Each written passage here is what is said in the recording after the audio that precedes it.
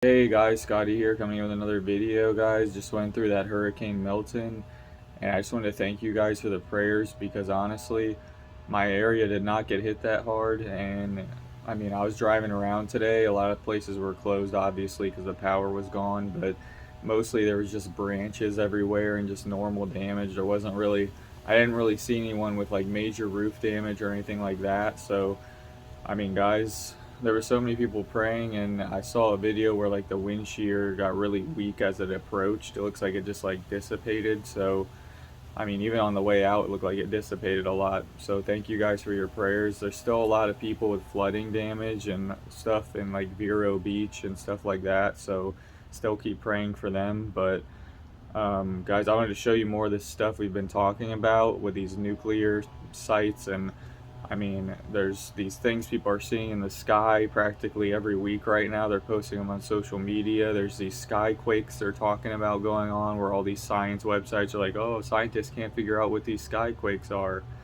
But guys, we know what's coming. We know these signs are showing what's coming, and it's getting closer every day, guys. So keep looking up right now. Keep relying on Jesus, guys, and reading the Bible, because the rapture, seriously, guys, it's so close right now. It could be any day with what we're seeing. I mean, people are seeing so many signs of Jesus in the sky, so many different colored skies, so many weird events. And meanwhile, all this war stuff's going on, all this stuff with Israel's playing out from the Bible. And so, guys, I would tell you right now, if you don't have this relationship with Jesus, I'm going to show you at the end of this video right here how to be born again with this Holy Spirit so that you can be saved. Because, guys, it only takes a few minutes, and I'm telling you, it's worth it because you gain an eternity.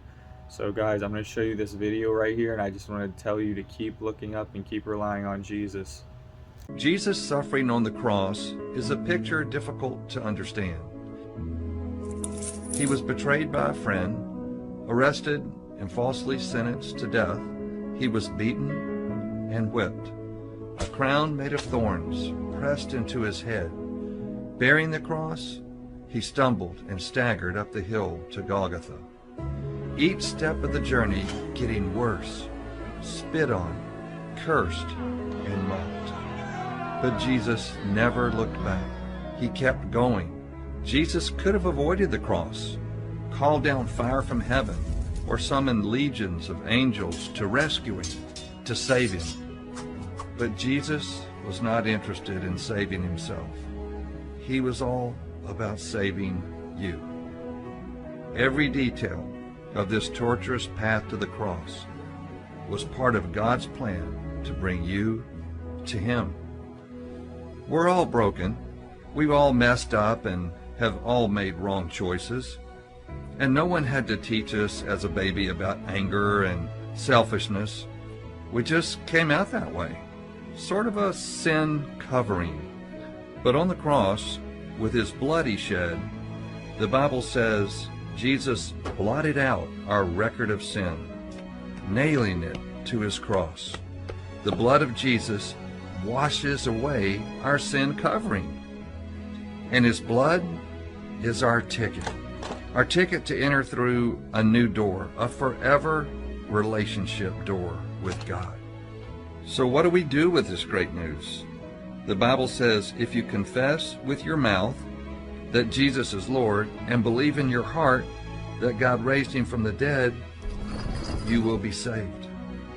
You see, it's not enough to believe in Jesus with just your head. You must believe with your heart. Now, there's just one person alone at the foot of the cross. It is you. What will you say to Jesus? Say, thank you, Jesus, for shedding your blood for me. I'm giving you my heart today, Jesus. I do believe you died for me and that you were raised from the dead for me. Please give me a new heart and a new life right now. God hears you, and he is answering your prayer. The love of God is being poured out within our hearts through the Holy Spirit.